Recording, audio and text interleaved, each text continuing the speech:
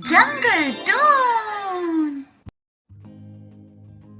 जब ईना मीना ने वह अंडे के आकार का आम देखा, तब अपनी माँ से पूछते हैं कि वह क्या है, और तभी टिमटिम चिड़िया बताती है कि वह वैसा ही आम है जिससे डीगा चिड़िया निकली थी, और यह उनके कर्मों का फल है।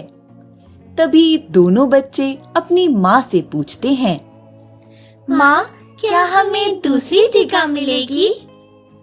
बच्चों, मैं नहीं जानती, देखते हैं आगे क्या होता है। यह कहकर टिमटिम अपनी बच्चों को लेकर उसी पेड़ पर रहने लगती है। इस अनोखे पेड़ की बात पूरे नंदनगर जंगल में फैल जाती है। कुछ पक्षी टिमटिम के पास आते हैं।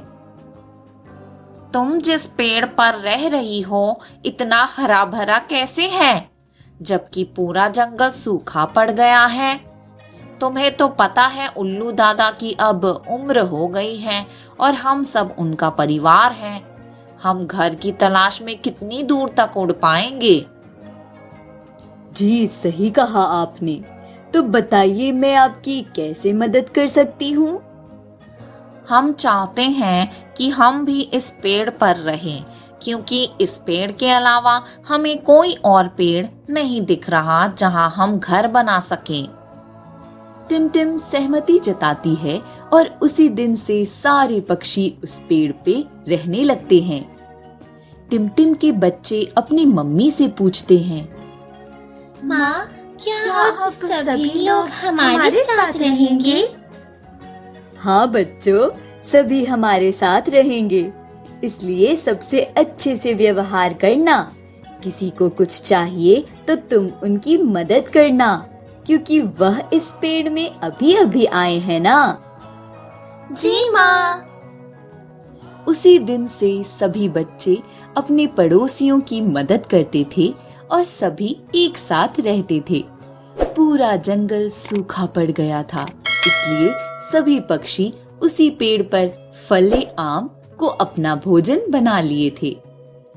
टिमटिम को इस बात की चिंता होने लगी कि एक पेड़ में कितने ही आम उगेंगे जो सभी का पेट भर सके।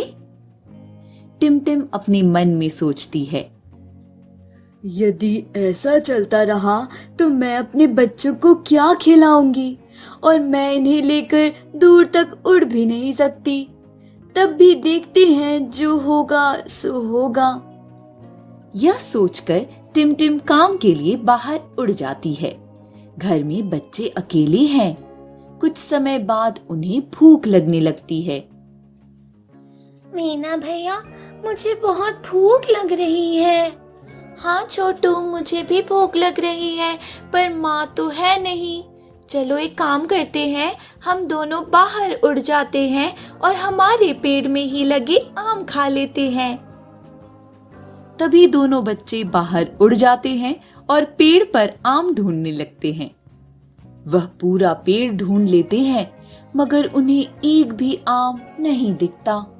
उन्हें इतनी भूख लगी थी, इसलिए वह कालू कौवे के घर पर जाते हैं। दोनों बच्चे दरवाजा खटखटाते हैं। कालू कौवा दरवाजा खोलता है। अरे बच्चों, तुम लोग यहाँ क्या कर रहे हो? कालू काका, हमें बहुत भूख लग रही थी और मम्मी काम से बाहर गई हुई है। क्या हमें खाने को कुछ मिल सकता है? घबराते हुए कालू कहता है, बच्चों, मैं तुम्हें मना भी नहीं कर सकता, मगर मैं क्या करूं? हमारे घर में भी खाने को कुछ नहीं है। पीछे से कालू की पत्नी कहती है, झूठ क्यों बोल रहे हो जी? बच्चे कितना ही खाएंगे, है ना हमारे पास खाना। कालू इशारे से अपनी पत्नी को चुप कर देता है। कालू कौवे के मना करने के बाद ईना मीना उल्लू दादा के पास जाते हैं। वहां से भी उन्हें वही सुनने को मिलता है और वे उदास होकर अपने घर वापस चले आते हैं। तभी बहुत तेज बारिश होने लगती है। काम में व्यस्त टिमटिम सोचती है, हे भगवान, यह बारिश भी शुरू हो गई। लगता है आज मुझे देर हो जाएगी। मेरे बच्चे ठीक तो होंगे ना? यह सोचकर लाचार टिमटिम अपना काम करने लगती है। करीब 3 घंटे बीत जाते हैं और अंधेरा हो गया था। टिमटिम हड़बड़ाते हुए घर की ओर निकल जाती है क्योंकि अब बारिश खत्म हो चुकी थी। जैसे ही टिमटिम घर पहुंचती है, वह दरवाजा खोलती है तो चौंक कर बहुत तेज से चिल्लाती है, आ! टिमटिम की आवाज सुनकर सभी पक्षी उसके घर आते हैं और देखते हैं कि टिमटिम जमीन पर बैठी रो रही है और अपने बच्चों को सामने बेहोश देखकर डर गई है। तभी उल्लू दादा और कालू कौआ पानी लाते हैं और बच्चों का इलाज करवाते हैं। डॉक्टर कबूतर आते हैं। बच्चे भूख की वजह से बेहोश हो गए थे।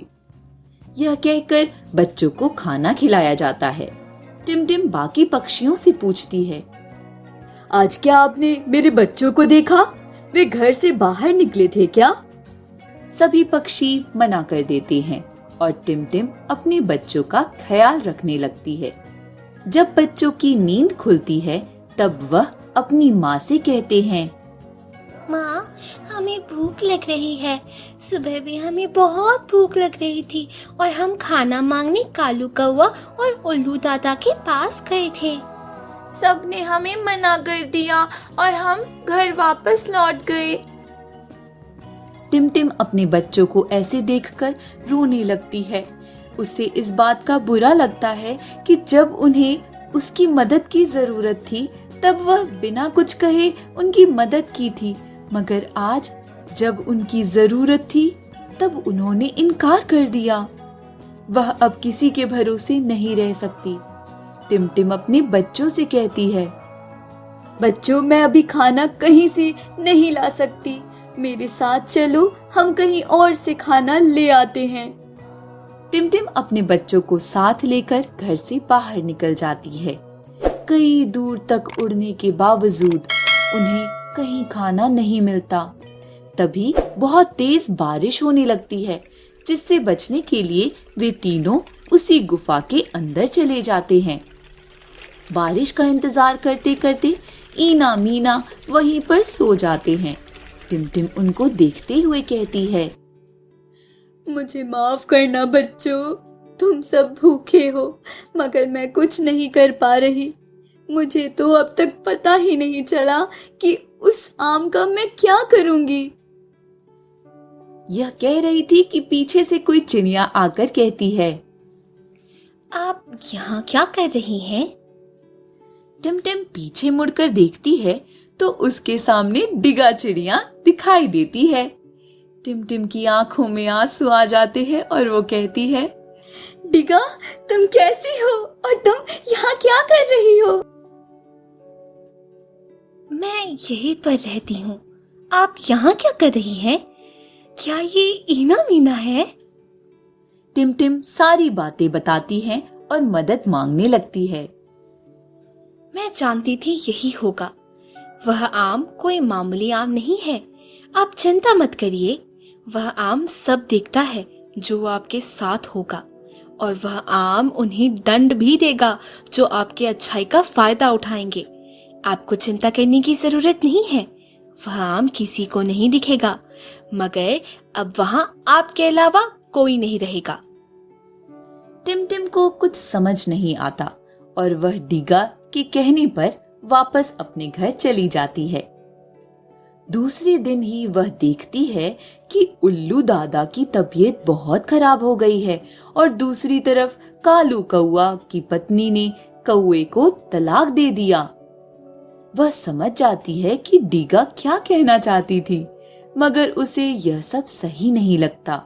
वह जाती है और आम को सहलाते हुए मन में कहती है, ऐसा नहीं करो डिगा।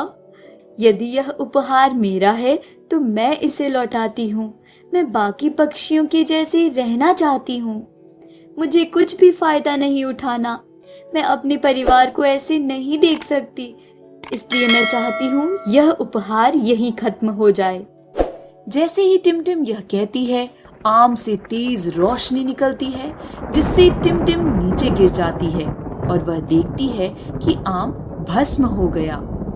उसे इस बात का भी एहसास था कि आम के साथ डिगा भी चली गई। वह जोर जोर से रोने लगती है। उसी दिन से टिमटिम अपनी पड़ोसियों का ख्याल रखती है और कौवा कौवी को समझाती है, जिससे सभी पड़ोसी वापस से खुशहाल हो जाते हैं। मिट्ठू तोता कहता है, इतने दिन बीत गए और तुमने हमारा कितना ख्याल रखा। उल्लू दादा कहते हैं, हमें माफ करना टिमटिम, तुम्हें जब हमारी जरूरत थी तब हमने तुम्हारी मदद नहीं की। अब से हम वादा करते हैं तुम्हें किसी चीज की कमी नहीं होगी। यह कहकर सभी खुशी खुशी अपने घर चले जाते हैं और उसी दिन से टिमटिम और सभी पक्षी एक साथ रहा करते थे। एक बार फिर टिमटिम ने उस आम का फायदा नहीं उठाया। तो बच्चों, आपको इससे क्या सीख मिलती है कि हमें किसी भी उपहार का सही उपयोग करना चाहिए। अगर ये कहानी आपको अच्छी लगी हो तो लाइक और शेयर करें और जंगल टून को सब्सक्राइब करना ना भूलें।